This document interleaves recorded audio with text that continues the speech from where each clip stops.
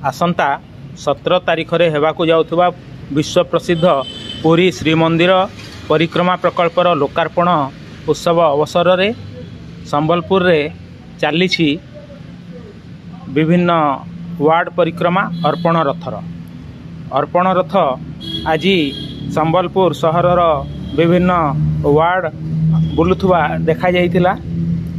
समलेश्वरी मंदिर निकटरू बाहरी बड़ बजार अतिक्रम करी विभिन्न घर घर को जाई गुआ अरुआ चाउल नड़िया एवं चांदा अर्थ संग्रह करुवा देखा जाइतिला। जनमुख न्यूज रु वीरेंद्र कुमार पाणिग्राही। नमस्कार।